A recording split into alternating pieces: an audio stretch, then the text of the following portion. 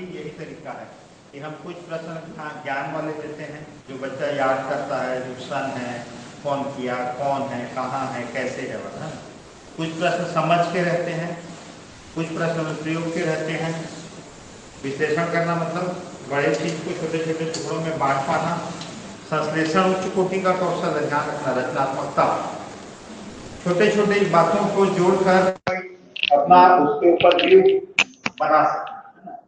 और ये सब चीज को क्रांति हम मूल्यांकन करते, तुम समझे हो कि नहीं समझे हो, है ना, अनुप्रयोग करना जानते हो कि नहीं जानते हो, है ना, विश्लेषण करना जानते हो कि नहीं, संश्लेषण करना जानते हो कि। प्रश्न करने बनाने के बाद लास्ट में हमको उसका मूल्यांकन करना पड़ता है कि मैं सही सूत्र लगाया हूं कि नहीं, मैं सही जगह सही मूल्य में सही अंक भरा हूं कि नहीं भरा, है ना, मेरा उत्तर सही है कि नहीं है, वो लास्ट में हम मूल्यांकन करते हैं, है ना। लेकिन अगर शिक्षण की दृष्टि से मूल्यांकन देखें तो वो क्या हो सकता है, तो आगे मूल्यांकन तो उसमें भी आएगा, बाह्य मूल्यांकन और आंतरिक मूल्यांकन। तो यहाँ भी मूल्यांकन दो प्रकार से कर सकते हैं। एक तो आंतरिक साक्ष्य, तुम जब पढ़ा रहे हो तो बच्चों से छोटे छोटे प्रश्न पूछे,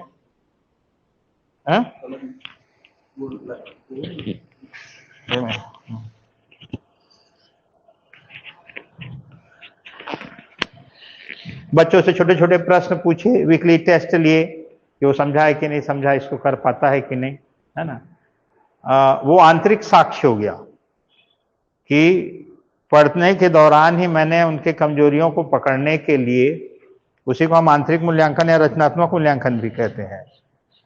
और पूरा पढ़ाई होने के बाद, जैसे अभी कोचिंग है, बीच बीच में हम इसका टेस्ट लेंगे तुम्हारा, तो वो आंतरिक हो गया, क्योंकि उससे तुम्हारा परीक्षा में पास होना या नौकरी लगने का कोई संबंध नहीं है ना। लेकिन बाह्य साक्ष्य क्या होंगे, जो बाह्य मूल्यांकन होगा, कोई थर्ड पार्टी मूल्यांकन लेगा और वो चेक करे कि तुम इन सब चीज को समझे हो कि नहीं समझे, है ना। तो ये केंद्रीय घटक है जो सीधा सीधा ब्रेन से रिलेटेड है, मानसिक उससे रिलेटेड है। दूसरा है भावात्मक क्षेत्र।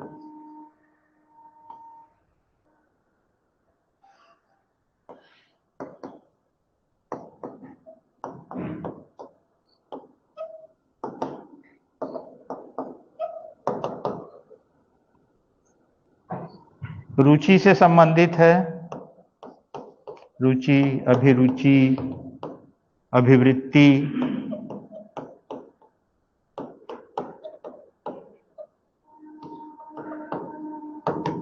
भाव।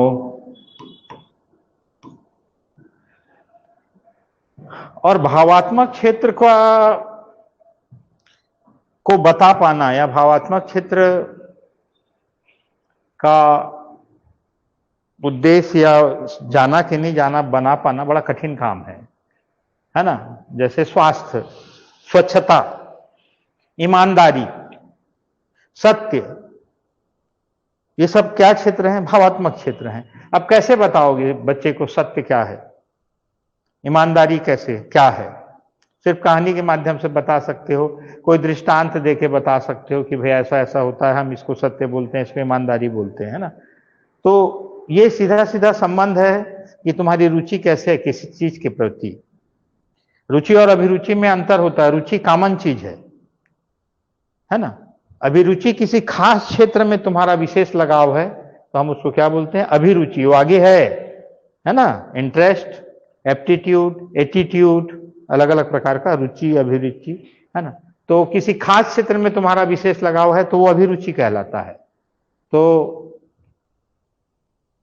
सभी अभिरुचि रुचि है, लेकिन सभी रुचि अभिरुचि नहीं है ना। अभिवृत्ति, तुम किस चीज को किस नजरिए से देखते हो, सबका देखने का अपना एक एक नजरिया होता है। कोई कार को देख रहा है, मान लो दो विद्यार्थी कार को देख रहे हैं, एक जन बोल रहा है क्या शानदार मेटेलिक कलर है, इसका हेडलाइट बहुत बढ़िया है, इसका डिजाइन बहुत बढ़िया है, बहुत सुंदर है।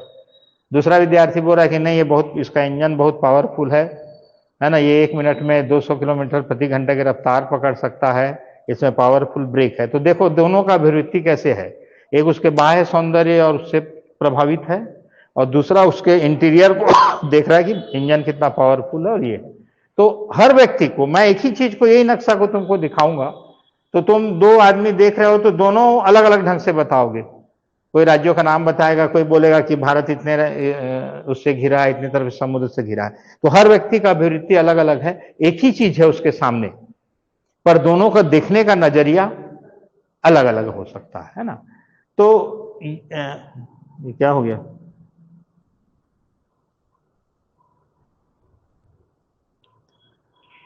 इसलिए भावात्मक क्षेत्र जो है ये इसका वो निर्धारण करना, मानक निर्धारण करना थोड़ा कठिन काम है ना। इसमें भी 5 स्तर बनाए गए हैं।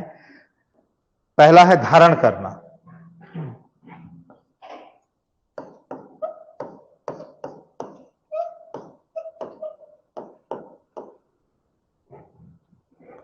मैं बच्चे को मान लो स्वच्छता के बारे में बताना चाहता हूं, है ना। तो सबसे पहली चीज है कि वो उसको धारण करे।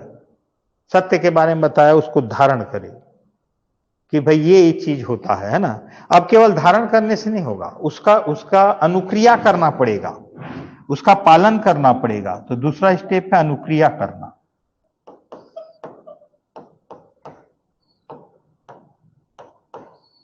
धारण करना, अनुक्रिया करना। धारण करना मतलब ध्यान देना। मैं कोई चीज बोल रहा हूं, उसके प्रति तुम ध्यान दे रहे हो, है ना। अब ध्यान देने के बाद मैं जो चीज बोला हूं कि हमको खाने से पहले साबुन से हाथ धोना चाहिए, है ना, तो तुम उस चीज को सुने हो, धारण किए हो। अगर तुम धो रहे हो तब क्या कर रहे हो? अनुक्रिया कर रहे हो, है ना। फिर इसका तीसरा स्टेप है मूल्यांकित करना कि भाई ये मैं क्यों कर रहा हूं, या ये चीज क्यों बोला गया है, इसको करने से क्या फायदा है, क्यों करना चाहिए। तुम जो भी चीज धारण किए हो, हमारे दिमाग में कोई भी चीज कोई बताता है तो तुरंत उसके सकारात्मक पहलू के ऊपर भी विचार आते हैं, नकारात्मक पहलू के ऊपर भी विचार आते हैं। तो हमको उसका मूल्यांकित करते हैं कि भाई ऐसा करने से मेरे क्या फायदा है, मेरे को क्या नुकसान है, करूं तो क्यों करूं। बहुत कॉमन चीज है, कोई भी चीज के बारे में बताया जाए तो मूल्यांकित करना। फिर चौथा है संगठन। अब तुम जितना चीज भी जान रहे हो उसको सुव्यवस्थित ढंग से संगठित कर रहे हो कि नहीं कर रहे हो।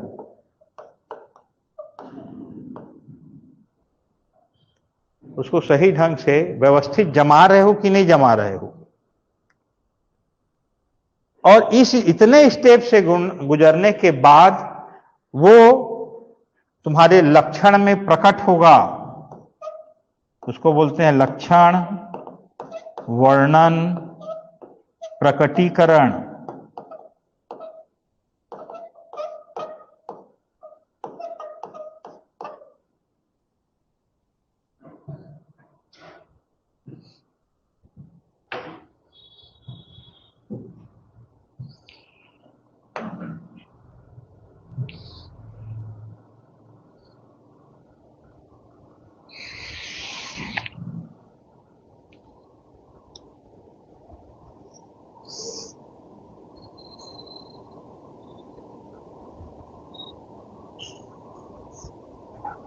और जब तक वो तुम्हारे स्वभाव में प्रकट नहीं होता, तुम्हारी क्रियाओं में प्रकट नहीं होता, तो हम नहीं मानेंगे कि तुम भावात्मक क्षेत्र में सफल हुए हो। इसीलिए वो सबसे अंतिम स्तर है, ये निम्न से उच्च स्तर है। तो कोई भी चीज जो सबसे पहले बोला जा रहा है उसको धारण करना, धारण करने के बाद उसके अनुरूप अनुक्रिया करना। देखो अनुक्रिया कैसे होगा, छोटा बच्चा कैसे अनुक्रिया करेगा और एक बड़े हम लोग कैसे अनुक्रिया करते हैं। छोटा बच्चा दबाव में अनुक्रिया करता है, टीचर के डर से, ऐसा नहीं करूंगा तो मध्याह्न भोजन से पहले हाथ नहीं धोऊंगा तो सर गाली देंगे, मैडम गाली देगी, थाली नहीं धोऊंगा तो मैडम गाली देगी, इसलिए कर रहा है। लेकिन हम लोग क्या कैसे कर रहे हैं, स्वैच्छिक कर रहे हैं। तो अनुक्रिया स्वैच्छिक भी हो सकता है ना, और अनुक्रिया दूसरे के दबाव में भी हो सकता है ना। क्या हमको सबको नहीं मालूम है कि ये पान गुटखा खाना स्वास्थ्य के लिए ठीक नहीं, फिर भी हम खाते हैं, मतलब वो स्वैच्छिक अनुक्रिया है, स्वेच्छा से कर रहे हैं जानते हुए भी, है ना। और ये सब करने के बाद हम उसको मूल्यांकित करते हैं कि भाई मैं जो कर रहा हूं वो ठीक है कि नहीं है, सही ढंग से हो रहा है कि नहीं हो रहा है। और सारे कई प्रकार के जो विचार हैं उन सबको मैं व्यवस्थित संगठित करता हूं और फिर वो मेरे लक्षण में प्रकट होता है ना। मैं एक छोटा सा कहानी सुना रहा हूं जो ये भावात्मक क्षेत्र को क्लियर कर देगा कि क्या चीज है ना। ये गुरु द्रोण के सभी शिष्य थे, कौरव भी थे और पांडव भी थे, है ना। गुरु द्रोण ने सत्य के ऊपर व्याख्यान दिया। वो तो गुरुकुल परंपरा था, सब सामने में बैठे थे, वो ऋषि मुनि लोग अपने आसन में बैठ के व्याख्यान दिए, है ना। अब बोले कल इसके बारे में मैं पूछूंगा। पूछे तो युधिष्ठिर फेल हो गए, है ना। वो कुछ कौरव लोग भी फेल हो गए। तीसरा चौथा दिन तक पूछते रहे वो, युधिष्ठिर हर बार फेल। इवन दुर्योधन दुशासन भी पास हो गए। तो गुरुद्रोण को बहुत गुस्सा आया। तो वो बोले कि भाई क्या बात है कि दुर्योधन दुशासन लोग सीख गए और तुम नहीं सीख पाए। तो युधिष्ठिर बोले कि गुरुदेव मैं कितना भी कोशिश करता हूं, दिन में एक न एक बार मेरे मुंह से झूठ निकल जाता है। तो बाकी लोग क्या कर रहे थे, बाकी लोग क्या सीखे? बाकी लोग सिर्फ परीक्षा, सर कल ये पूछेंगे मेरे को, ये क्या कर लेना है, याद कर लेना है। लेकिन युधिष्ठिर उसको अपने जीवन में धारण कर रहे थे कि मेरे को दिन में एक बार भी असत्य नहीं बोलना है। यह है भावात्मक क्षेत्र। तो वो तुम्हारे लक्षण में प्रकट होगा। वो केवल धारण नहीं किए बल्कि वो सत्य का पालन करने का अनुक्रिया करते रहे, लेकिन कोशिश करते रहे कि दिन में झूठ निकल ही जाता है। एक न एक बार मैं कुछ इधर उधर बोली डालता हूं, फिर वो दिन भर मूल्यांकित करते थे कि नहीं मैं आज इतने बार झूठ बोल दिया जबकि मेरे को नहीं बोलना चाहिए था। और धीरे धीरे ऐसा करते करते युधिष्ठिर फिर धर्मराज कहलाए कि वो कभी भी झूठ। इसीलिए तो अश्वत्थामा वाला केस में द्रोण किससे पूछते हैं? युधिष्ठिर से पूछते हैं कि क्या है वो करके, वास्तव में मरा है कि नहीं मरा है करके। तो वो उनके किसमें प्रकट हो गया था? उनके व्यवहार का हिस्सा बन चुका था सत्य बोलना। तो ये जो भावात्मक क्षेत्र है ना, ये बच्चों में, जैसे हम स्कूल में बहुत छोटे छोटे एक्टिविटी, खासकर स्वच्छता वाला एक्टिविटी कराते हैं, स्वास्थ्य संबंधी जागरूकता वाला एक्टिविटी कराते हैं, वो सब किससे संबंधित है? भावात्मक क्षेत्र में। वो मेरी बात को सुन रहा है। जैसे अभी हर शनिवार को सुरक्षित शनिवार प्रोग्राम होता है, जिसमें हम किसी दिन उसको डेंगू के बारे में बताते हैं, किसी दिन मलेरिया, किसी दिन बिजली कड़के तो कैसे करे, किसी दिन भूकंप आएगा तो कैसे करेगा। बच्चों को अभी से ट्रेनिंग दिया जा रहा है डिजास्टर मैनेजमेंट के तहत, है ना। जापान में कई सालों पहले से चल रहा है, यहाँ अब शुरू हुआ है कि हम बच्चों को अभी से प्रिपेयर कर दें आने वाले आपदा के प्रति। बाढ़ आ जाए तो क्या करें, कहीं बिजली चमक रहा हो तो क्या करें, है ना। तो अब वो कौन सा क्षेत्र है? भावात्मक क्षेत्र है। वो मेरी बात को सुना, लेकिन आवश्यकता पड़ने पर अगर उसका उपयोग कर नहीं पाया तो फिर वो नहीं सीखा, इसका मतलब केवल परीक्षा पास करने के लिए सीखा। तो ये भावात्मक क्षेत्र है ना। तो इसको ये 5 स्तर में बांटा गया है और ये 5 स्तर में सबसे आखिरी स्तर है कि वो तुम्हारे लक्षण में दिखाई देना चाहिए, प्रकट होना चाहिए। जो तुम्हारा रुचि का क्षेत्र है। तुम खाली मुंह से बोल रहे हो मेरे को गिटार बजाना अच्छा लगता है, अच्छा लगता है, अच्छा लगता है, बजाने की कोशिश ही नहीं कर रहे हो, तो तुम्हारे लक्षण में कैसे प्रकट होगा? तो केवल रुचि होना, अभिरुचि होना नहीं, वो उसके प्रति तुमको क्या भी करना पड़ेगा, अनुक्रिया भी करना पड़ेगा, मूल्यांकन भी करना पड़ेगा। तो जितना चीज सीखे उसके प्रति पूरा एक नजरिया बनाना पड़ेगा, तब जाके वो तुम्हारे व्यवहार में क्या होगा, प्रकट होगा, है ना। देखो छोटे उम्र में हम बच्चों को ब्रश करना सिखा देते हैं, बहुत छोटे उम्र में। शुरू शुरू में वो बहुत रोता गाता है, थोड़ा दबाव में करता है, पर लेकिन वो धीरे धीरे उसके व्यवहार का क्या बन जाता है, हिस्सा बन जाता है। मतलब कई बार ऐसा होता है कि मैं खुद दोपहर को अगर 3-4 घंटा सो जाता हूं तो जैसे ही वॉश बेसिन में जाता हूं तो ब्रश निकाल लेता हूं, मेरे को ऐसा लगता है कि सवेरे हुआ है। और छोटे बच्चे लोग भी कर लेते हैं, मेरे से कई बार हो जाता है, क्योंकि अब वो मेरे क्या का हिस्सा बन चुका है, व्यवहार का हिस्सा बन चुका है कि मेरे को सवेरे उठ के सबसे पहले ये करना है ना। तो कुछ स्वैच्छिक होते हैं और कुछ हम दबाव में सीखते हैं, जो हमारे व्यवहार का अंतिम हिस्सा बन जाता है। तीसरा है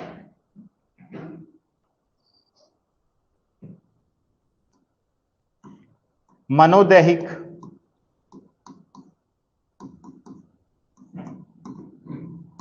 या मनश्चालक क्षेत्र।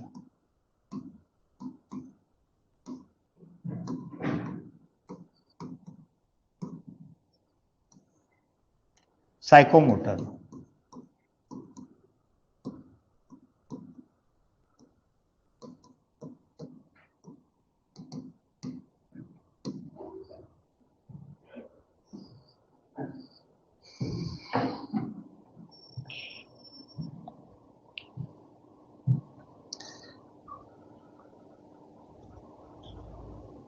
मैं अपने संज्ञान में या मैं अपने मस्तिष्क में कोई चीज सीख गया हूं,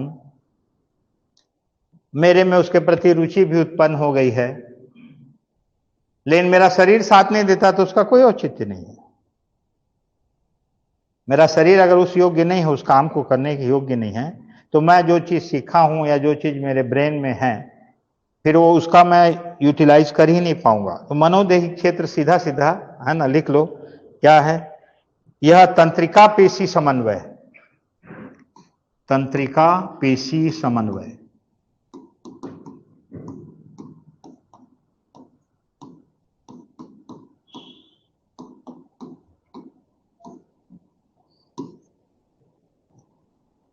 तंत्रिका तंत्र किसका रिप्रेजेंटेटिव है? मस्तिष्क का, ब्रेन का। वहीं से मैसेज आएगा, उस अनुरूप हमारा पेशी काम करता है, मस्कुलर काम करता है। तो तंत्रिका पेशी समन्वय, देखो हम लोग एकदम छोटे, अब जो हम बच्चों से बहुत सारा एक्टिविटी कराते हैं, इसी चीज को ध्यान में रखकर कराते हैं कि उसका तंत्रिका पेशी समन्वय सही है कि नहीं है। बच्चों से जो उसके 5 संवेदी अंग हैं, वो संवेदी अंग प्रॉपर रूप से एक्टिव हैं कि नहीं है। बहुत बड़े उम्र तक बच्चे लोग बोर्ड से देखकर लिख नहीं पाते, वो देखते तक, वो लिखते तक भूल जा रहा है ना। आगे उसी को हम पठन अपलेखन पढ़ेंगे, डिस्ग्राफिया, डिसलेक्सिया, बहुत सारे ऐसे, बी को उल्टा लिख देते हैं, डी को उल्टा लिख देते हैं, मुंह उसका उल्टा रहता है। वो बोर्ड से देखकर नहीं, उसका मस्तिष्क तो देखा पर पेशी उस अनुसार काम नहीं किया। आगे चलकर हम जो आर्टिस्ट में पढ़ेंगे, समावेशी शिक्षा में ADHD पढ़ेंगे, तो वहां ये कोऑर्डिनेशन नहीं है बच्चे में, तंत्रिका पेशी समन्वय नहीं है। ब्रेन कुछ, आंख कुछ देख रहा है और हाथ कुछ लिख रहा है, दोनों के बीच कोई कोऑर्डिनेशन या समन्वय नहीं है। तो इसका सीधा सीधा संबंध एक प्रकार देखोगे तो हमारे शारीरिक क्रिया से, हमारे शारीरिक क्रिया से। छोटे बच्चों का जो दीर्घ पेशी है वो विकसित रहते हैं, कूदना, दौड़ना, भागना वो कर सकता है, लिखना वो नहीं कर सकता। लिखना सूक्ष्म पेशी काम है, चित्र बनाना सूक्ष्म पेशी काम है, पेंटिंग करना सूक्ष्म पेशी काम है, क्योंकि अभी उसका ये हाथ वाथ उतना प्रॉपर नहीं है कि वो पेन को सही ढंग से पकड़े। इसीलिए हम बच्चों से क्या करवाते हैं, बेसिक लाइंस और कर्व्स कराते हैं, डॉटेड लाइन को धीरे धीरे जोड़ो करवाते हैं। वो डॉटेड लाइन वाला जो है उसको हम धीरे धीरे जुड़वाते हैं ताकि वो सही ढंग से पेन को पकड़ना सीखे और धीरे धीरे क्या करना शुरू करे, जोड़ना शुरू करे, फिर धीरे धीरे उसके लिखने का। इसलिए बोला गया है कि बच्चों एक तो ट्रे में रेत भर लो, बच्चों से रेत में लिखवाओ A B A, क्योंकि उसका उंगली बड़ा आसानी से क्या हो जाएगा, रेत में। आटा में लिखवाओ, आटा भर दो, आटा में लिखवाओ, क्योंकि अभी उसका सूक्ष्म मांसपेशी उतना विकसित नहीं हुआ है। लेकिन दीर्घ मांसपेशी की सारी क्रिया कराओ उससे, जंप करवाना, दौड़वाना, जो मजबूत हाथ पैर वाले काम है, जो जिसमें बड़ा काम करना है, छोटे छोटे काम। ये जो हम उसका बोलते हैं ना, 2 चित्र में अंतर देख खोजो, बहुत कॉमन चीज है। बहुत छोटे बच्चों को भी 2 चित्र में अंतर खोजो, तो उसका आंख सही ढंग से देख रहा है कि नहीं देख रहा है, आंख और उसके बोलने में समन्वय है कि नहीं, वो भी चेक कर रहे हैं कि उसका आंख देख पा रहा है कि नहीं, कि यहां सूर्य है, सूर्य से किरण निकल रहा है, यहां सूर्य से किरण नहीं निकल रहा है, यहां 5 चिड़िया, यहां 3 चिड़िया है। बहुत छोटे छोटे चित्र में हम अंतर बताना सिखाते हैं। ये सब चीज का संबंध सीधा सीधा इसी से है, मनोदैहिक से है, साइकोमोटर क्षेत्र से है ना। तो इसमें जो NCERT के है RS दवे है ना, उन्होंने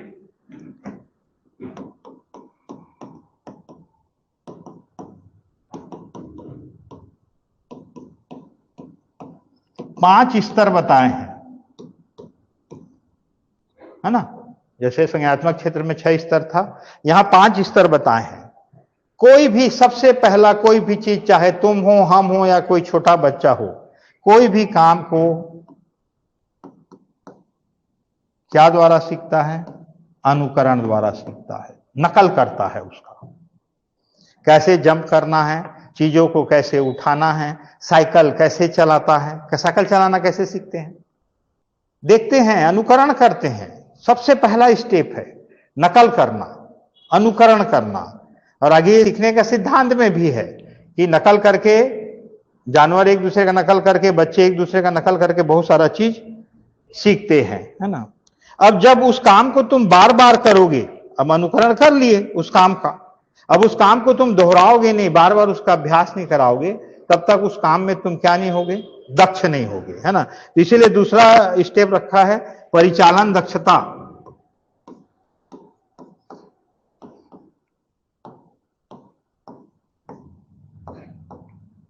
हस्त कौशल उसी में है।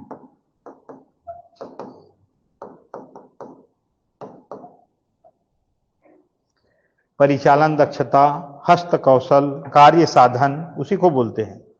तुम जब तक उसको बार बार नहीं करोगे तो तुम उसमें निपुण नहीं, उसमें मतलब तुम्हारी दक्षता नहीं आएगी। निपुणता तो बात का स्टेप है, दक्षता तब तक नहीं आएगी। हम साइकिल चलाते हैं, गिरते हैं कई बार। पहले कैसे करते हैं, पैडल में एक एक पैर करके आगे बढ़ाते हैं, फिर धीरे से लंगड़ी चलाते हैं, वो बीच में पैर घुसा के ऐसे चलाते हैं, फिर डंडा में चलाते हैं, उसके बाद सीट में पहुंचते हैं। और ये क्रिया मैं कई बार दोहराता हूं, तब जाके मैं उस स्टेप में पहुंचता हूं। मैं सीधा ही नहीं सीख जाता हूं, है ना। उसी में तीसरा है, अब उसमें क्या आते जाएगा, जैसे जैसे वो करते जाएगा तो यथार्थता, परिशुद्धता उसी को बोलते हैं। अब उस काम को करते करते अब उससे गलतियां नहीं होंगी। पहले अब वो मोड़ में गिर जा रहा था, हैंडल ठीक से मोड़ नहीं पा रहा था, किसी को ठोक दे रहा था, लेकिन अब धीरे धीरे उसमें क्या आ जा रही है, परिशुद्धता। अब उससे गलतियां कम हो रही, और जैसे जैसे तुम्हारी गलतियां कम होते जाएगी तो तुमको उसमें निपुणता आ जाएगी, है ना। तो अगला स्टेप है निपुणता।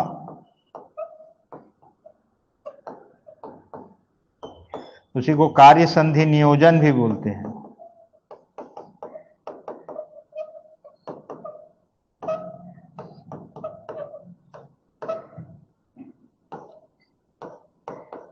और सबसे अंतिम स्टेज है स्वाभाविकरण।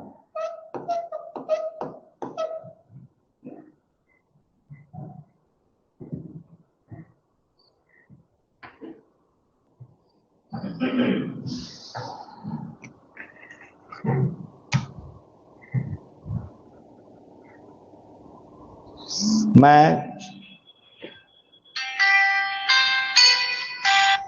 हाँ सर, हाँ हाँ, कहाँ रायपुर में है? हाँ हाँ, नहीं सवेरे वो बस में बैठा दे रहे हैं बिलासपुर वाला मन, तो अमन नहीं छोड़ी ने, वो अमन वहाँ समापन हुई ताबो कहीं आओ तब ले जाबो कहीं, तब चाबी दहा कहीं ऊपर वाला सर ले पूछे रहे हैं, है ना। तो बाकी करवा दे रहे हैं।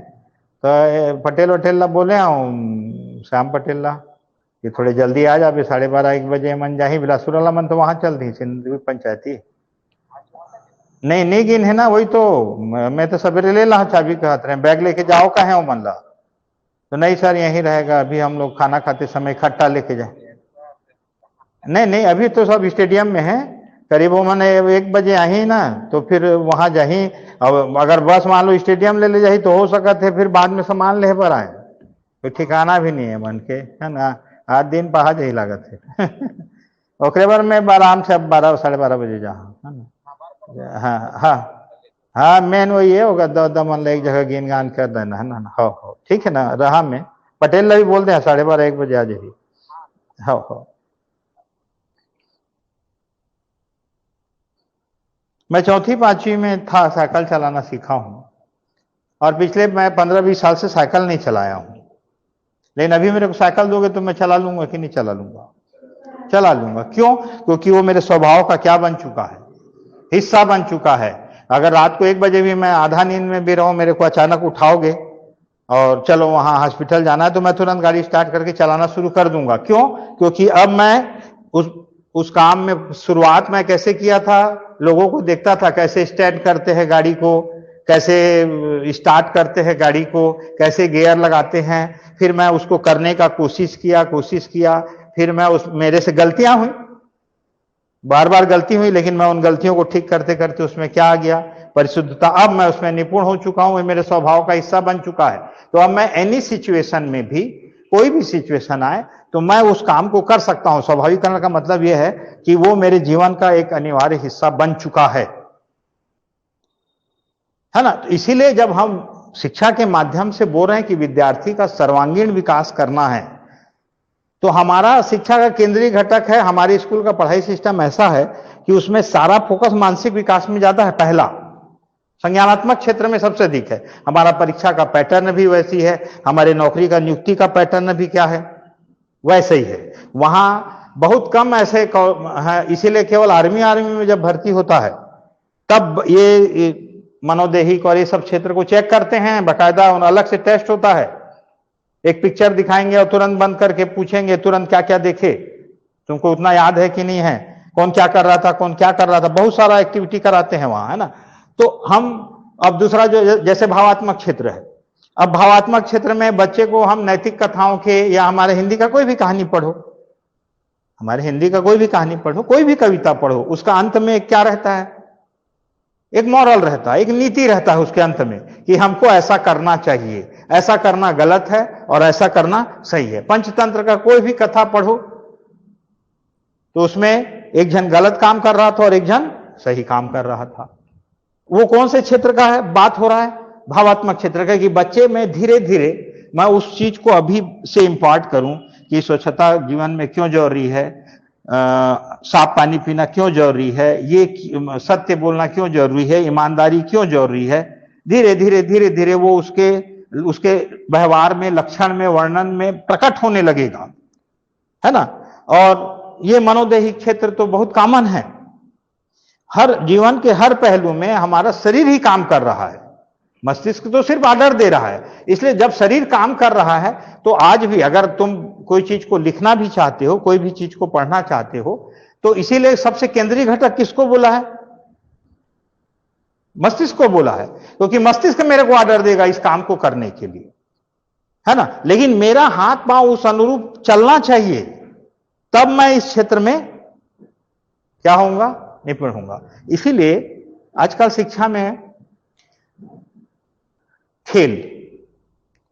खेल आधारित शिक्षण, खिलौना आधारित शिक्षण, आर्ट इंटीग्रेटेड लर्निंग, कला आधारित शिक्षण, कला आधारित अधिगम क्यों बहुत महत्व दिया जा रहा है। इसीलिए संगीत और खेल को बहुत ऊंचा स्थान में रखा गया है, क्योंकि तुम अगर तबला बजाना या गिटार बजाना या वायलिन बजाना सीखना चाह रहे हो तो एक तो तुमको उसके सारे नियम मालूम होना चाहिए। तो सारे नियम मालूम होना चाहिए मतलब वो कौन सा क्षेत्र का हो गया, संज्ञानात्मक। भाई कोई भी खेल खेल रहे हो, कोई भी कला संगीत का काम कर रहे हो, तो ये उंगली ठोकने से आवाज आता है, ये उंगली ठोकने से आवाज आता है, हारमोनियम का इसको बजाने से स आता है, इसको बजाने से र आता है, इसको दबाने से ये आता है, मतलब कौन सा क्षेत्र, संज्ञानात्मक क्षेत्र। अब तुम्हारा उसके प्रति रुचि होना चाहिए, रुचि नहीं होगा तो तुम बहुत, अरे हम अपने बच्चों को हर 3 महीना भेज देते हैं, ड्राइंग सिखाने भेजते हैं, वो डांस सिखाने भेजते हैं, कितने लोग सफल होते हैं। मेरा बच्चा 4 साल तक गया, आज नहीं करता कुछ, जबकि वो गया है क्योंकि उसका उसमें कोई रुचि नहीं था। लेकिन जिसका रुचि जग जाता है, वो रुचि का क्षेत्र किसका हो गया, भावात्मक क्षेत्र हो गया। अब देखो तुम जब तबला बजा रहे हो तो तुम्हारा पूरा शरीर कौन सा क्षेत्र, मनोदेही, मस्तिष्क को याद है कि इसको दबाने से आवाज आता है, इसको दबाने से आवाज आता है, इसको दबाने से आवाज आता है। इसीलिए कला, संगीत को, नृत्य को, खेल में निपुण होने को बहुत अच्छा कोटि का कौशल माना जाता है। केवल पढ़ा लिखा होशियार होना, और आज के डेट में हमारे देश में सबसे बड़ा समस्या ये है कि आदमी बोल रहा है कि मैं ग्रेजुएट हूं, पोस्ट ग्रेजुएट हूं, कौन पीएचडी है, कौन क्या है, लेकिन बाकी कोई काम में वो निपुण नहीं है, सिर्फ पढ़ा है। और वो चाहता है कि मेरे को पढ़ाई के बल पे ही नौकरी मिल जाए, उसके पास कोई स्किल नहीं है, कोई कौशल नहीं है, कोई ऐसा हुनर नहीं है। और सरकारी नौकरी बहुत सीमित है, क्योंकि एक बार जो घुस गया वो 62 साल तक का हटने वाला नहीं है वहां से, तो कहां से लाएगा सरकार उतना नौकरी, है ना। तो इसलिए सरकारी नौकरी की संख्या धीरे धीरे हमेशा सीमित होती जाएगी। इसलिए सरकार एनईपी 2020 बार बार बोल रहा है कि हमको स्किल्ड लोग चाहिए, प्लांट के लिए स्किल्ड लोग चाहिए, कंप्यूटर के क्षेत्र के स्किल्ड लोग चाहिए, एआई के लिए स्किल्ड लोग चाहिए। ऐसे स्किल्ड लोग हमारे पास नहीं रहेंगे। हमारे पीछे होने का एक बड़ा कारण है कोरिया इतना ज्यादा तरक्की है, सिंगापुर इतना ज्यादा, वहां 90% मतलब जो वहां की पॉपुलेशन है स्किल्ड है। कोरिया में छोटे छोटे बच्चे लोग सेमीकंडक्टर जोड़ना जानते हैं, कैसे बनाते हैं। इतना बड़ा इंडस्ट्री है ताइवान और कोरिया में सेमीकंडक्टर का, और पूरा दुनिया सेमीकंडक्टर चला रहा है। एआई का सेमीकंडक्टर पूरा दुनिया में एक ही देश बना रहा है, एनवीडिया जो हॉलैंड का है ना, जिसका मालिक अभी इंडिया आया था कुछ दिन पहले। अब सोचो उसके चिप के बिना पूरी दुनिया में कहीं एआई का काम नहीं होगा। तो उन लोग किसको कंट्रोल करके रखे हैं देखो, अमेरिका और यूरोप वाले टेक्नोलॉजी को। असली चीज कौन लोग रखे हैं, और हमको उनसे क्या करना पड़ेगा, परचेस करना पड़ेगा, तकनीकी परचेस करना पड़ेगा, है ना। तो हमारे यहां हुनर नहीं है, तो हम अधिकांश फोकस हमारा शिक्षण पद्धति का संज्ञानात्मक क्षेत्र में। लेकिन मैं अगर बोल रहा हूं बच्चे का सर्वांगीण विकास करना है, तो मेरे को उसके संज्ञानात्मक क्षेत्र के साथ साथ उसके भावात्मक क्षेत्र का भी विकास करना है, और उसके मनोदैहिक क्षेत्र का। इसीलिए ब्लूम टैक्सोनॉमी में बोला जाता है कि शिक्षा का उद्देश्य क्या है। तो शिक्षा का उद्देश्य है कि बच्चे का सर्वांगीण विकास करना। तो सर्वांगीण विकास मैं कहां पे करूं, तो मैं उसके मस्तिष्क का करूं, उसके हार्ट, इमोशन किससे जुड़ा है, हार्ट का, जो चीज तुम धारण करते हो, जो चीज तुम मन में रुचि उत्पन्न करते हो। और तीसरा चीज कि मेरा शरीर उस अनुरूप काम करे, मेरा जो भाव है उस अनुरूप काम करे, मेरा जो मस्तिष्क है उस अनुरूप मेरा शरीर क्या करे, काम करे। इसीलिए नशा करने वालों का शरीर उनके कंट्रोल में नहीं रहता, क्योंकि उनका मस्तिष्क प्रॉपर ढंग से सोच नहीं पाता। इसलिए तो उनका हाथ पांव इधर उधर लड़ाते रहता है, कहीं भी गिर जाते हैं, है ना। इसी और 2 आयाम और जोड़ दिया एनईपी 2020 ने, 5 आयाम बोला है, ये 3 तो है वहां, उसने चौथा आयाम क्या जोड़ा, सामाजिक, और 5वां आयाम भाषाई। भाषाई कौशल भी उतना ही जरूरी है, और सामाजिक सांस्कृतिक प्रतिमान भी, वाइगोटस्की का जब हम पढ़ेंगे सामाजिक भी उतना ही जरूरी है। क्योंकि जब आप एक समाज में रहोगे तो समाज के कुछ नियमों के अनुरूप आपको आचरण करना पड़ता है ना। चाहे आप किसी भी क्षेत्र में कितने भी निपुण हो, लेकिन कई जगह आप बाध्य हो जाते हो, आप विरोध नहीं कर पाते, आपको उसका पालन करना ही पड़ता है ना। इसलिए आगे जब वाइगोटस्की पढ़ेंगे या कोहलबर्ग का नैतिक विकास सिद्धांत पढ़ेंगे, तो आप पाएंगे कि बहुत सारा चीज ऐसा है जिसका पालन मेरे को मजबूरी में करना पड़ता है, चाहे किसी भी कारण से मैं करूं। तो ये ब्लूम टैक्सोनॉमी में 3 क्षेत्र है, ध्यान रखना कौन कौन सा क्षेत्र है और उसमें कौन कौन से स्तर हैं। और ये जितना भी स्तर लिख रहे हैं ये सबसे निम्न स्तर माना जाता है, और ये हमेशा बढ़ते क्रम में है, ये उच्च स्तर है। ये तुम्हारे स्वभाव का हिस्सा बन जाना, कोई भी काम तुम्हारे हर जगह, चाहे मनोदैहिक क्षेत्र हो, चाहे संज्ञानात्मक क्षेत्र हो, चाहे भावात्मक क्षेत्र हो, जो अपन लिखे हैं 5-5 स्तर, उसमें खाली 6 स्तर था, तो वो स्तर बढ़ते क्रम में है। निम्न से किस तरफ है, उच्च स्तर के हैं, है ना। तो इनको हमेशा ध्यान रखना, क्योंकि जब अभी आगे पढ़ेंगे मूल्यांकन, मापन, सब वही आएगा। शिक्षण की विधियां, विश्लेषण और संश्लेषण विधि, आगमन और निर्गमन विधि, निगमन विधि, वो सब वो उसी से जुड़ा है, सीधा सीधा संज्ञानात्मक क्षेत्र से, है ना। आंतरिक मूल्यांकन, बाह्य मूल्यांकन, तो वो सब सीधा सीधा संज्ञानात्मक क्षेत्र से जुड़ा हुआ है ना। तो ये हमको पता होना चाहिए कि मैं अगर बच्चे का सर्वांगीण विकास का बात कर रहा हूं, तो एक टीचर के रूप में खाली स्कूल में जाना, एक पाठ को पढ़ा देना, उस पाठ के पीछे का प्रश्न उत्तर करा देना, उस पाठ के पीछे का खाली स्थान करवा देना, उस पाठ के पीछे का सही संबंध करा देना में ही मैं टीचर नहीं हूं। क्योंकि वो जो मैं एक्टिविटी कराया वो सिर्फ उसका संज्ञानात्मक विकास किया। एक टीचर के रूप में मेरा दायित्व है कि मैं बच्चे का भावात्मक विकास में भी ध्यान दूं, और मैं देखूं कि बच्चे का शारीरिक विकास मीन्स मनोदैहिक क्षेत्र का विकास भी प्रॉपर रूप से हो रहा है कि नहीं हो रहा है। इसीलिए हम खेल कराते हैं। स्कूल में बहुत सारे खिलौने दिए गए हैं, और आजकल तो बालवाड़ी और प्राइमरी में पहली FLN में, मतलब पहली दूसरी तीसरी में खेल आधारित शिक्षण शास्त्र, टाई बेस्ड पेडागाजी, खिलौना आधारित शिक्षण छात्र। क्योंकि अभी हम अभिवृद्धि और विकास में पढ़ेंगे कि बच्चा जब 3 से 7 साल का होता है तो उसको खिलौने से खेलना अच्छा लगता है, गुड्डा गुड़िया खेलना अच्छा लगता है, बिल्डिंग ब्लॉक दे दो वो खेलते रहेगा, है ना। लेकिन जैसे ही वो 6 साल से ऊपर, 7 साल से ऊपर का हुआ, 7 से 11 साल का हुआ, जो प्राइमरी स्कूल जिसको हम बोल रहे हैं, वहां वो बच्चे को खेल अच्छा लगता है। मतलब उस समय के याद करो, बिना खिलौने के भी हम खेल सकते हैं, बिना कोई साधन के भी। अधिकांश हमारे जो खेल हैं, हमारे खासकर भारतीय परिवेश के जितने भी खेल हैं, वो बिना साधन वाले खेल हैं। लुका छिपी, क्या चीज चाहिए, है ना? पत्थर पहाड़, नदी पहाड़, क्या चीज चाहिए उसके लिए? कोई चीज नहीं चाहिए।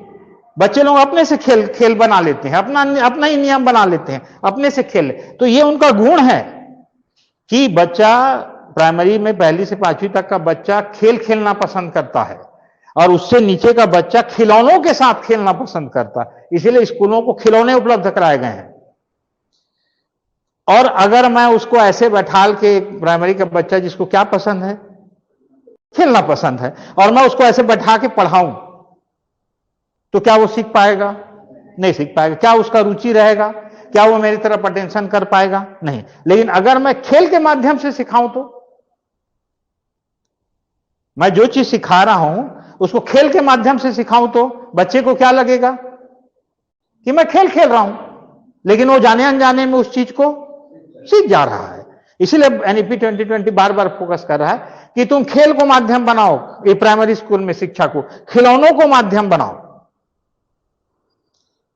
अभी स्कूलों में डॉक्टर का किट दिया हुआ है, और बच्चे लोगों को छोड़ देना वो डॉक्टर किट के साथ, और फल दिया है, ये दिया है, रुपया दिया है, नकली नोट, रुपया, पैसा दिया है। उन लोग अपने से बाजार बाजार खेलते रहते हैं। 20 रुपया दे, अभी मीना बाजार देख क्या है, ये जन्माष्टमी में, है ना? तो रिंग दिया है ऐसे करके फेंकने वाला, बुलकाने वाला, स्कूल में दिया ऐसे खड़ा कर दो, उसके ऊपर बुलकाओ। तो सबको पैसा बांट दिए हैं, 10 रुपया दो, 4 रिंग मिलेगा। बच्चे लोग खेलते हैं, मतलब उनको ये, वहां गए हैं उन लोग, देखे हैं कि पैसा देने से ये काम होता है। और 3 रिंग देते हैं, 3 बार नहीं बुलका पाया तो फिर 10 रुपया दे, तो उसमें से कई बच्चों का पैसा खत्म हो जाता है। मतलब उन लोग स्वयं, इसीलिए तो बार बार जो हम लोग से आधारभूत सिद्धांत दिखाए हैं कि बच्चा अपने ज्ञानेंद्रियों के माध्यम से बहुत सारा पूर्व ज्ञान उसके पास ऑलरेडी है, उसके पास बहुत सारा अनुभव पहले से है। उस अनुभव और उसके पूर्व ज्ञान को ही मेरे को क्या करना है, अच्छा बनाना है। इसलिए मैं फैसिलिटेटर हूं, मैं उसके ऊपर कोई ज्ञान जबरदस्ती ना थोपूं। छोटे स्तर में, जब 11वीं 12वीं में बड़े बड़े सिद्धांत पढ़ेगा तब तो थोपना ही पड़ेगा, आपको जबरदस्ती सिखाना ही पड़ेगा। भाई फैराडे का नियम, चुंबक के इतने सारे नियम है, इसके इतने सारे नियम है, तो उसको तो प्रिज्म का वो निकालो, सब वो सब तो तुमको बताना ही पड़ेगा। लेकिन छोटी कक्षाओं में जहां हमको सरल चीज सिखाना है, मैं वहां खेल और खिलौनों के माध्यम से सिखाऊं। ठीक है?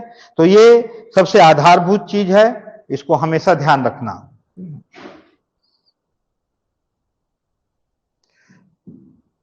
अगला हेडिंग डाल दो, मनोविज्ञान क्या है। थोड़ा सा मेन उसमें टॉपिक में आ जा रहे हैं, है ना? और थोड़ा एकदम छोटा छोटा लिख लो। मेन हम देखेंगे मनोविज्ञान के वाद, संरचनावाद क्या है, व्यवहारवाद क्या है ना? मैस्लो का आवश्यकता का सिद्धांत क्या है, रचनावाद क्या है, जीन पियाजे और वैगोटस्की ने रचनावाद दिया था, है ना? वो वाद क्या क्या है। ठीक है?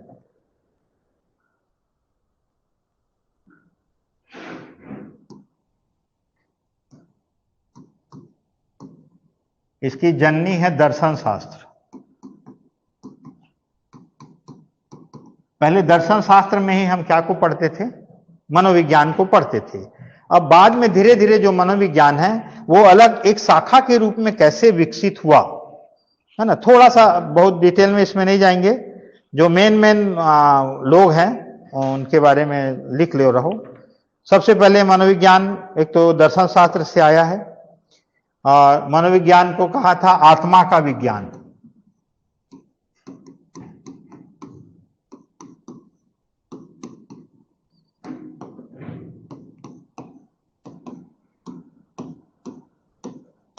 अरस्तु,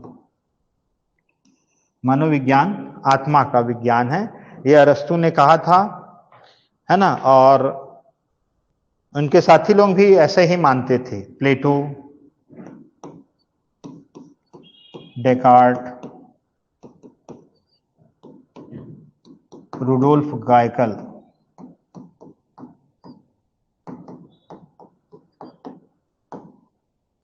ये रुडोल्फ गायकल का नाम याद रखना, इन्हें सबसे पहले साइकोलॉजिया शब्द का उपयोग किया था, मीन्स मनोविज्ञान शब्द का प्रयोग।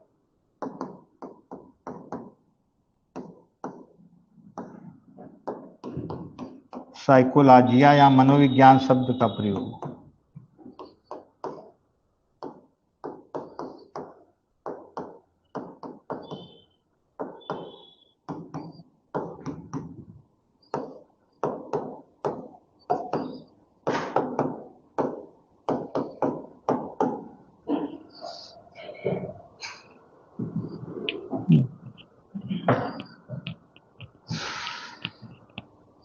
और इन लोगों के अनुसार आत्मा क्या है, तो इन्होंने कहा था आत्मा हमारी 5 इंद्रियां हैं, क्योंकि मैं बिना 5 इंद्रियों के इस संसार में सरवाइव नहीं कर सकता, है ना।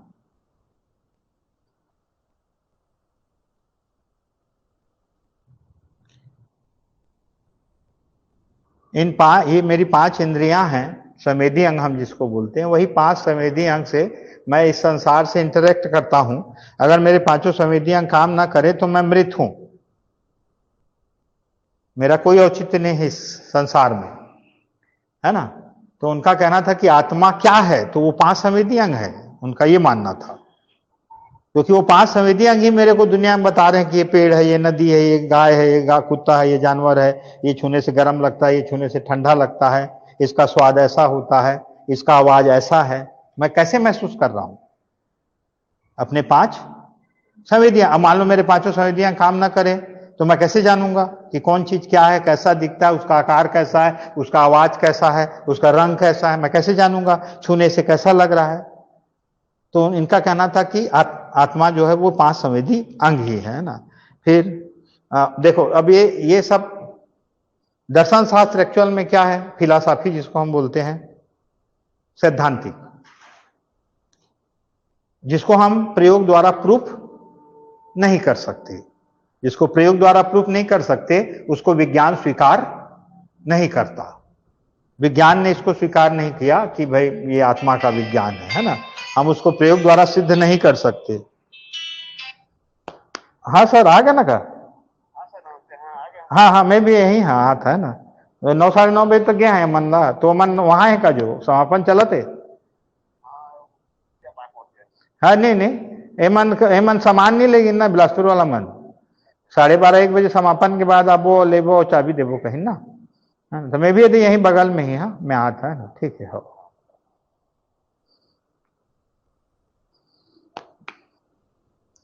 तो ध्यान रखना साइकोलॉजिया शब्द जो है ग्रीक शब्द है ना, ग्रीक या यूनानी, ठीक है। तो ये खारिज हो गया क्योंकि ये विज्ञान की कसौटियों पर नहीं खरा उतरता, क्योंकि आत्मा क्या है नहीं मालूम, उसका कोई डेफिनेशन नहीं है। फिर दूसरा कहा गया कि मनोविज्ञान मन या मस्तिष्क का विज्ञान है।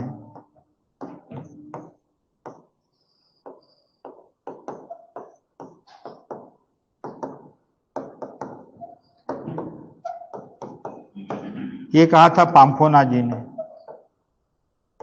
पाम्पोना जी,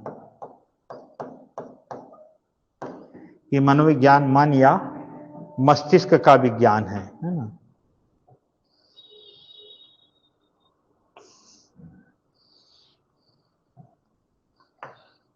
तो एक बोल रहा है कि साइकी का अर्थ आत्मा होता है, एक बोल रहा है साइकी का अर्थ मन होता है। मीन्स दोनों है, साइकी आत्मा भी है और मन भी है।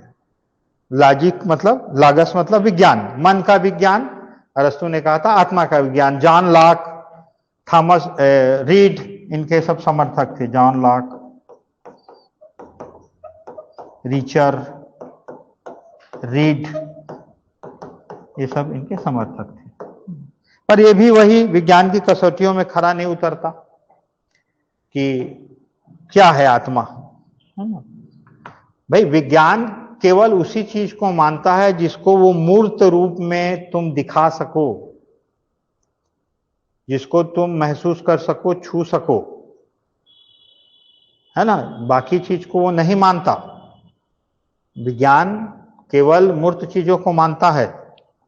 केवल ऐसे कोई मुंह से बोल दिया कि ऐसा होता है, तो तुमको उसको प्रूफ करके दिखाना पड़ेगा कि ऐसा होता है ना। अगर तुम उसको प्रूफ करके नहीं दिखा पाए तो फिर विज्ञान उसको स्वीकार नहीं करता, है ना। इसलिए आत्मा का विज्ञान बोलना, मन का विज्ञान बोलना, ये सब धीरे धीरे, क्योंकि भाई आत्मा कैसे दिखता है, कौन से आकार का है, मन कैसे दिखता है, मन कौन से आकार का है, उसका रंग क्या है, उसका रूप क्या है, उसका स्वाद कैसा है। भाई हमारी अगर 5 संवेदियां जिस चीज को महसूस नहीं कर सकती, इसका मतलब उस चीज का अस्तित्व संसार में नहीं है। इसीलिए कोई भूत प्रेत नहीं होता, क्योंकि हमारा शरीर उस चीज, हमारा इंद्रियों से परे है। इसीलिए एक शाखा अलग बना दिया गया, परा इंद्रिय मनोविज्ञान। वो जो पिक्चर था ना भूल भुलैया, उसी पर आधारित था, परा इंद्रिय मनोविज्ञान। जो चीज हमारी इंद्रियों से परे है, हमारे 5 संवेदियां जिसको एडाप्ट देख नहीं सकते, महसूस नहीं कर सकते, वो परा इंद्रिय मनोविज्ञान हो गया, है ना। फिर अगला तीसरा चेतना का विज्ञान, है ना। देखो यहां से अब वैज्ञानिक स्वरूप चालू हुआ विज्ञान का।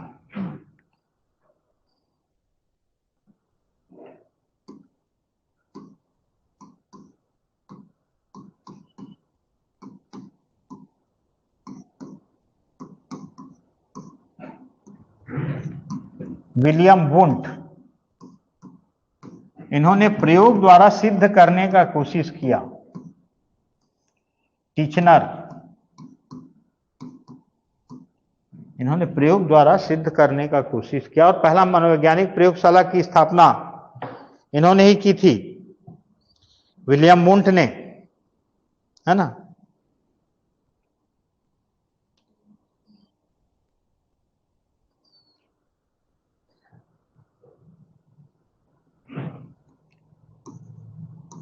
तो लिख लो चेतना क्या है।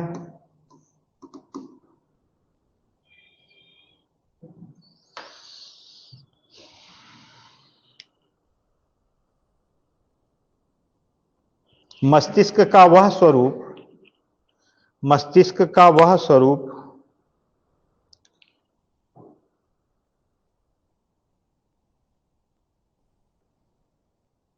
जिसमें भावना,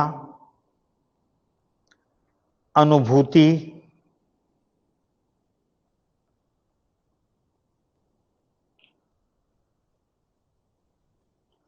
और संवेदनाएं होती हैं।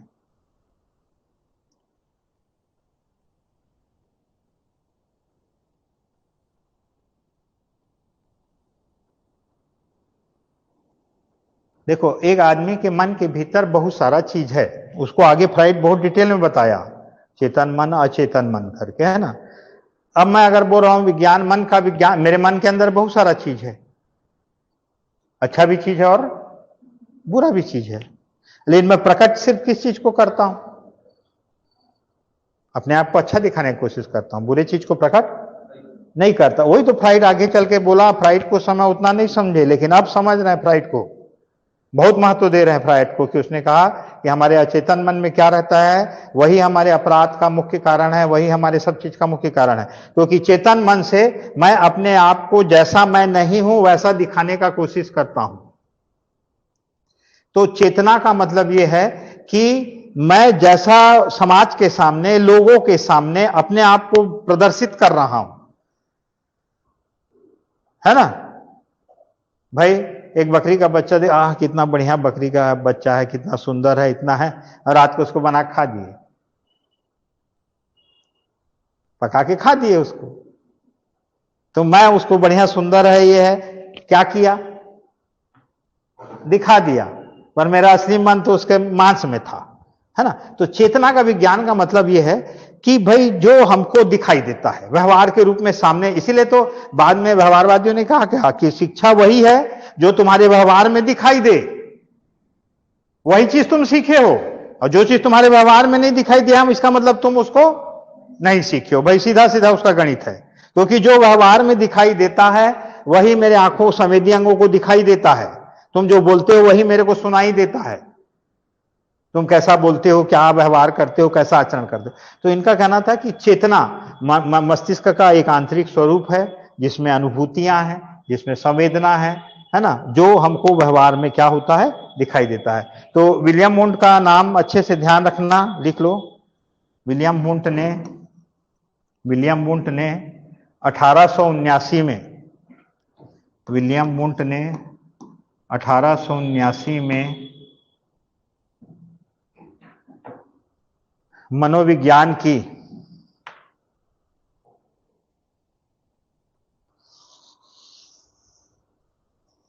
प्रथम प्रयोगशाला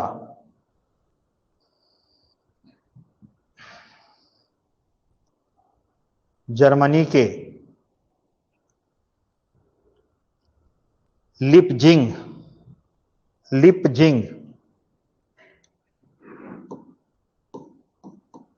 विश्वविद्यालय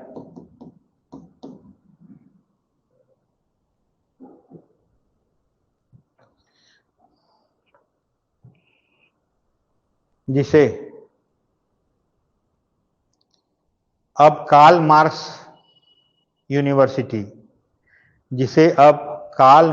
यूनिवर्सिटी कहते हैं,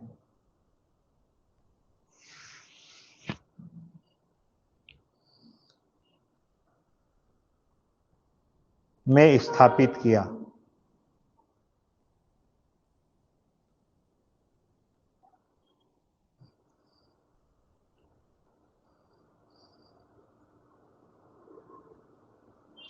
तो 1879 में क्या था, प्रथम प्रयोगशाला की स्थापना किसने की थी? विलियम वुंट ने की थी।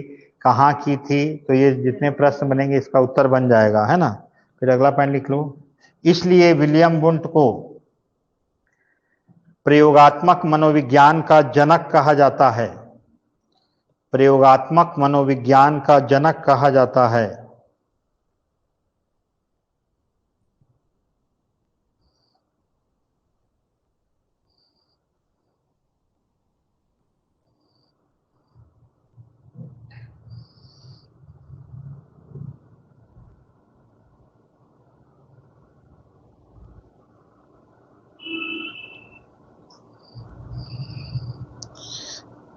अंतर्दृष्टि विधि, अगला लिख लो, अंतर्दृष्टि विधि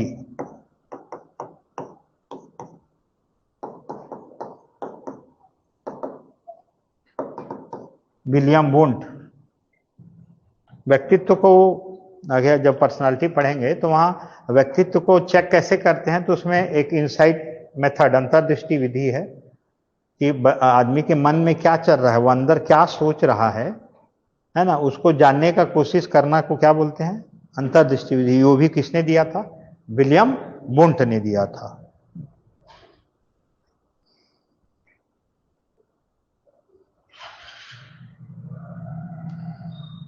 अगला पॉइंट लिख लो। भारत में सन 1915 में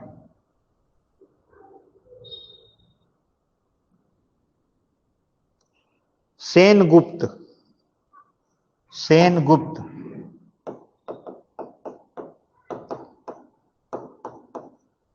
द्वारा कलकत्ता में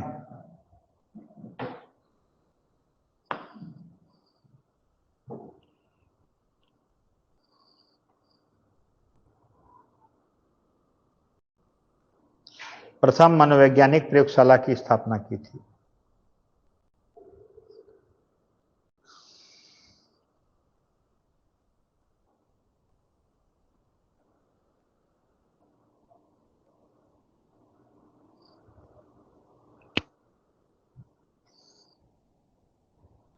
है ना। और इनके जो समर्थक थे विलियम वुंट के, उसमें मेन समर्थक थे विलियम जेम्स, अमेरिका के। ये लोग तो जर्मनी के हैं। विलियम जेम्स, है ना, अमेरिका में मनोविज्ञान के जनक माने जाते हैं। और कुछ लोग इनको आधुनिक मनोविज्ञान का भी जनक मानते हैं, विलियम जेम्स को, है ना। लेकिन अगर आज भी बोला जाए तो आधुनिक मनोविज्ञान, जिसने विज्ञान को मनोविज्ञान को प्रायोगिक रूप से, भौतिक रूप से सिद्ध करने का कोशिश किया तो कौन थे? जिन्होंने प्रयोगशाला बनाया, विलियम वुंड। तो अमेरिका में मनोविज्ञान के जनक विलियम जेम्स है ना। तो वह अक्सर कई गाइड और बुक में कंफ्यूजन हो जाता है कि इसी में लिखा आधुनिक मनोविज्ञान के जनक विलियम जेम्स, लेकिन बहुत लोग ये मानते हैं कि नहीं, पहला प्रयोगशाला किसने स्थापित किया और मनोविज्ञान को विज्ञान से किसने जोड़ा? विलियम वुंड ने। इसलिए आधुनिक मनोविज्ञान का जनक भी किसको माना जाना चाहिए? विलियम वुंड को माना चाहिए। तो वहां देख लेना, अगर दोनों नाम ना दिया हो तो विलियम वुंड है, अगर विलियम वुंड नहीं दिया और विलियम जेम्स दिया है तो विलियम जेम्स है, और दोनों नाम नहीं दिया है तो विलियम वुंड को प्रेफर करना है ना, आधुनिक मनोविज्ञान के जनक के रूप में। लेकिन देखो यहां भी वही समस्या थी। क्या समस्या? कि चेतना जो है वो मस्तिष्क का आंतरिक रूप है। अब मस्तिष्क के अंदर क्या चल रहा है, क्या सोच रहा है आदमी, अगला स्टेप उसका क्या होगा, वो क्या बोलने वाला है कि क्या करने वाला है, कि पता चल रहा है तुम्हारे बगल वाला अचानक चाकू निकाला, तुमको मार दिया, तुमको तो नहीं मालूम, तुम तो आराम से बैठे हो उसके बगल में, तो उसको कैसे पुष्टि होगा? तो जो चेतना है वो भी विज्ञान की कसौटियों में खरा नहीं उतरता है ना। इसलिए उन्होंने कहा कि भाई देखो, मस्तिष्क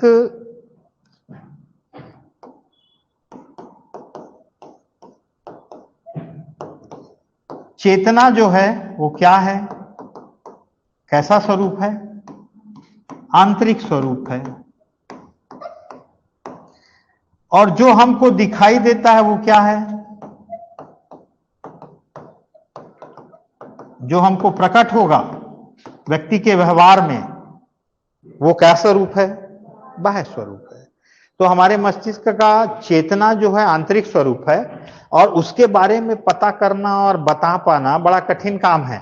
इसलिए जितना पर्सनालिटी टेस्ट आगे हम लोग पढ़ेंगे, परिक्षेपण विधियां, रोसार्क का इंक ब्लॉट है ना, जितना CAT TAT विधियां जो पढ़ेंगे, वो किसी बच्चे के मस्तिष्क के अंदर क्या चल रहा है, वो क्या सोचता है, कैसे सोचता है, उसको जानने का कोशिश है। लेकिन जो तुम्हारे सामने में दिखाई दे रहा है वो क्या है? व्यवहार है। तो हमको महत्व किसको देना चाहिए?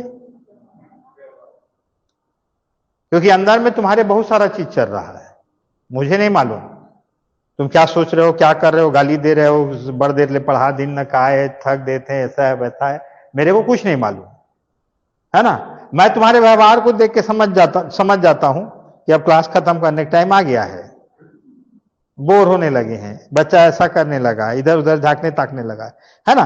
तो इसीलिए अगला जो है लिख लो, व्यवहारवाद, व्यवहार का विज्ञान। क्या बोला गया? मनोविज्ञान को व्यवहार का विज्ञान है ना।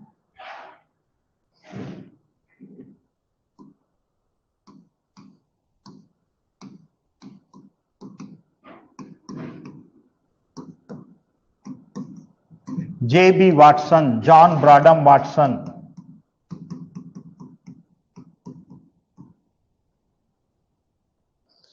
J.B. Watson, John Broadus Watson है ना। और जितने भी प्रसिद्ध नाम पढ़ोगे सब यही हैं, लिख लो इनके समर्थक। स्किनर, स्किनर स्किनर का क्रिया प्रसूता बंधन सिद्धांत पढ़ोगे है ना। पावलाव, क्लासिकल कंडीशनिंग, स्किनर, पावलाव है ना। शास्त्रीय अनुबंधन, इनका क्रिया प्रसूता बंधन था, ठीक है। CL हॉल जिन्होंने सूच का सिद्धांत दिया, CL हॉल है ना।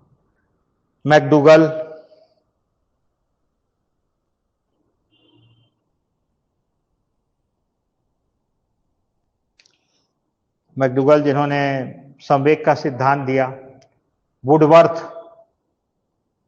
ये सब मानते हैं कि मनोविज्ञान व्यवहार का विज्ञान है।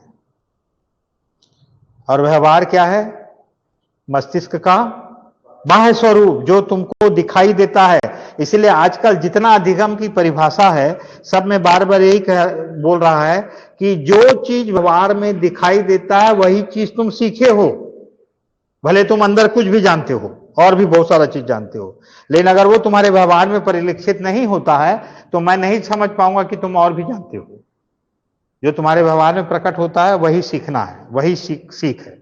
इसलिए अधिगम का जितना भी परिभाषा आगे देखोगे व्यवहार, और इसको सबसे अधिक डिटेल में इसी को पढ़ेंगे।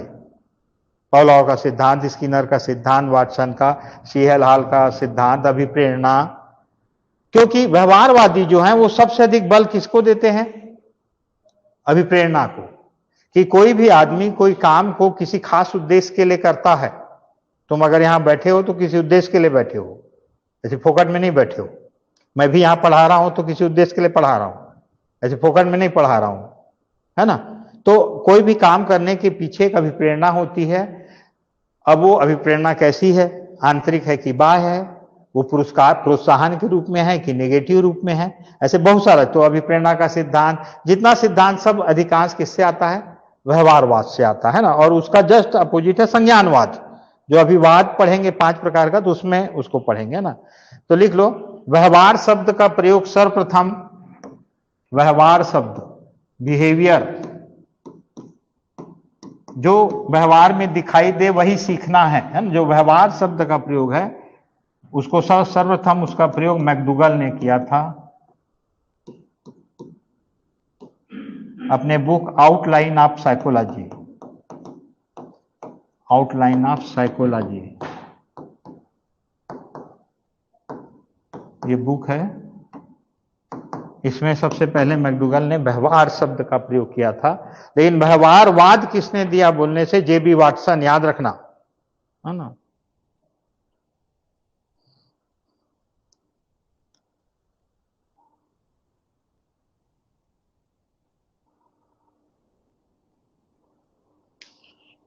तो अब अगर पूरे इतिहास को तुम देखो तो वुडवर्थ का ये 4 लाइन याद रखना। वुडवर्थ ने जो लिखा है तो ये ऑटोमेटिक तुमको याद रहेगा, है ना। लिख लो,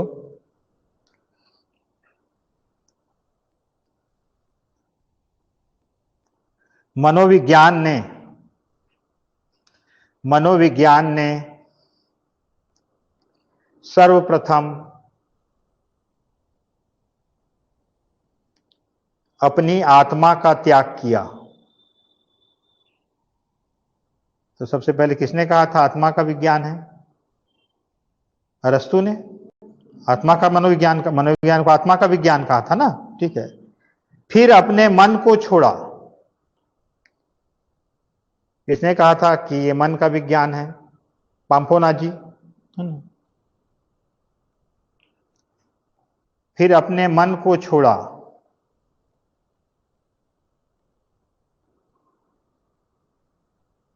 बाद में अपनी चेतना खोई, बाद में अपनी चेतना खोई।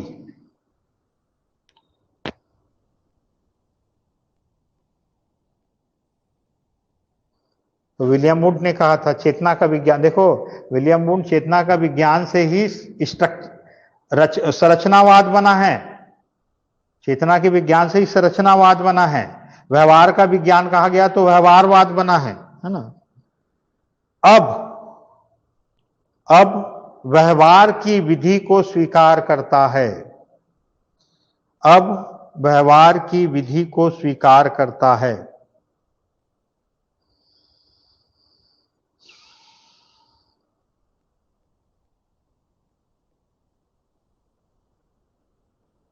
ठीक है, तो ये ध्यान रखना। ये मनोविज्ञान का संक्षिप्त में इतिहास था कि मनोविज्ञान, अभी देखो मनोविज्ञान दर्शन शास्त्र से अलग नहीं हुआ है ना। आगे चलकर अलग होगा। ये विलियम वुंट जो प्रयोगशाला किए ना, वो आगे चलकर उसको अलग करेगा। तो मनोविज्ञान का अगर हम इतिहास देखें तो आत्मा का विज्ञान, फिर उसको कहा गया मन का विज्ञान, फिर कहा गया चेतना का विज्ञान। लेकिन वो जो तीनों थे वो विज्ञान की कसौटी में खरे नहीं उतरते थे, क्योंकि विज्ञान उसी चीज को मानता है जो दिखाई देता है, जिसको हम महसूस कर सकें, जिसको देख सकें, जिसको सुन सकें। इसलिए अब हम क्या मानते हैं? मनोविज्ञान को व्यवहार का विज्ञान मानते हैं। और किसने दिया? जेबी वाटसन ने। जो उन्होंने, ये जितने इनके लोग थे, चाहे स्किनर हो, चाहे पावलाव हो, आगे थार्नडाइक को पढ़ेंगे, सीखने का नियम दिया। इन लोगों ने प्रयोग द्वारा सबको सिद्ध किया कि आदमी ऐसे सीखता है, आदमी के व्यवहार में ऐसे परिवर्तन आता है ना। तो उन्होंने प्रयोग द्वारा सिद्ध किया है, इसलिए इसको मान्यता मिलता है, किसको? व्यवहारवाद को। ठीक है, आगे हम मनोविज्ञान की कुछ परिभाषाएं देखेंगे और वाद, कौन कौन सा वाद चलता है मनोविज्ञान